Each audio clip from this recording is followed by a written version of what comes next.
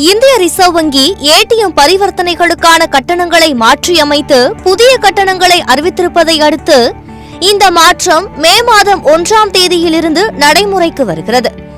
இந்த மாற்றத்தை அடுத்து நிதி பரிவர்த்தனைகளான ஏடிஎம்மிலிருந்து பணம் எடுப்பதற்கு ₹2 கூடுதலாகவும் பணமல்லாத பரிவர்த்தனைகளான கணக்கு இருப்பை சரிபார்ப்பது போன்றவற்றிற்கு ₹1 கூடுதலாகவும் கட்டணம் வசூலிக்கப்படும் என்று கூறப்படுகிறது. இந்தியாவில் பெரும்பாலான மக்கள் யுபிஐ சேவைகளை அதிக அளவில் பயன்படுத்தி வருகிறார்கள் என்றாலும் ரொக்க பணம் பல நேரத்தில் பல சந்தர்ப்பங்களில் அவசியப்படுகிறது என்பதால் இப்போதெல்லாம் நமக்கு கை கொடுப்பது ஏடிஎம் மிஷின்கள் தான்.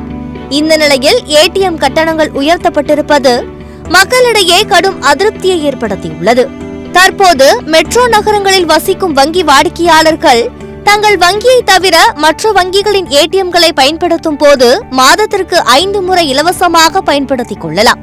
அதே நேரத்தில் மெட்ரோ அல்லாத பகுதிகளில் வசிப்பவர்களுக்கு மாதத்திற்கு 3 முறை இலவச பரிவர்த்தனைகள் செய்து கொள்ள முடியும் என்ற இந்த விதிமுறையில் எவ்விதமான மாற்றமும் இல்லை.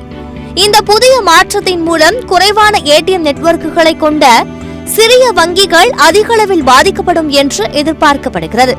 இதனால் தங்களுடைய சொந்த வங்கி ஏடிஎம்களை தவிர பிற வங்கிகளின் ஏடிஎம்களை பயன்படுத்த வேண்டிய நெருக்கடிக்கு வாடிக்கையாளர்கள் தள்ளப்படுவார்கள்.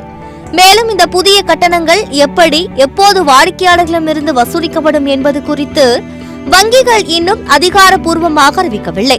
கடந்த 10 ஆண்டுகளில் இடைமாற்று கட்டணங்கள் அதாவது இன்டர்சேஞ்ச் ஃபீஸ் திருத்தப்பட்ட போதெல்லாம் வங்கிகள் இந்த கட்டணத்தை வாடிக்கையாளர்களிடம் இருந்துதான் வாங்கியது. இதே போலதான் இந்த முறையும் கட்டணங்களை வாடிக்கையாளர் தலையில் கட்டப்படும் என எதிர்பார்க்கப்படுகிறது.